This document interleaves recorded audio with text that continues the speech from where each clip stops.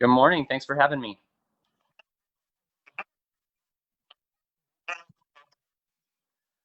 Well, the good news is that the risks are actually somewhat low, but it's an avoidable risk in the early period. And that is the period that we find to be the most critical for avoiding exposure to COVID 19, which would be under a month, but even under 2 months.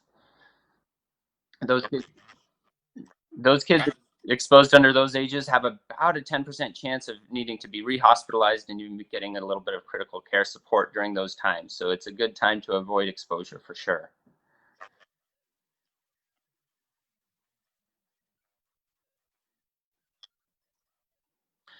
The preparations are largely the same as normal, which is to be ready to have your schedule turned upside down and to recognize that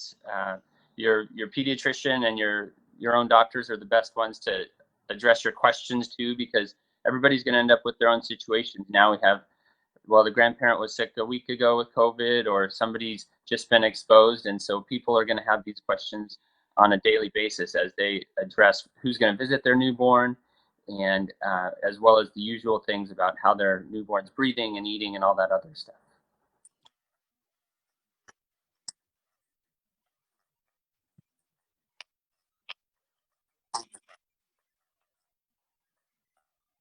Usually, I'm a fan of having the family just as available as possible, but I've pulled back that recommendation recently. It's hard for families to give a little bit of a distance early on, but as I mentioned, that first 1 month, maybe 2 months, are a time that I'd really think about who the necessary visitors are, and if there's somebody that can wait a month or two, see the baby with pictures and on FaceTime and other things, I'd really encourage that if it's possible.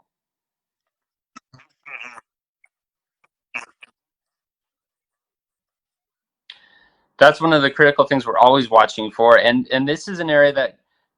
recognizing the risk and the benefits, it might be a time to reinstitute a visit in an outside location or something like that, where their extended family could support them a little bit, even in decreasing the risk of COVID exposure by doing that outside, or maybe the parents could take a little bit of separate time visiting those people that would normally support them with the baby, but taking some time without their baby, and honestly, sometimes stepping away from baby, knowing that baby can be cared for by mom or dad instead, can give parents that breather that is so necessary in those first couple weeks.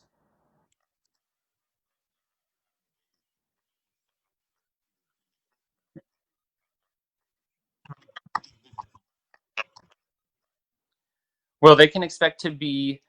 asked questions about whether they have any risks of COVID exposure, and they can expect ultimately the same care that they come to expect from their pediatrician, which is an in-person visit with weight checks and some of those critical aspects that we have not been able to support with telehealth. Instead, you come in and we'll get their weight, we'll see how their feeding is, and in the waiting room, they'll find that there are fewer patients than there normally would be, and all those things combine to make a safe visit to the pediatrician still a very important part of the well care of kids in this age.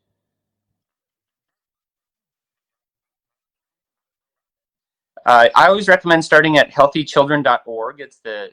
parent facing portal for the American Academy of Pediatrics, and it's updated regularly with things about COVID and then the regular baby concerns, which in the end, those are going to be the ones that most parents have the most questions about still, even with the other things circulating in the background. Thank you for the discussion.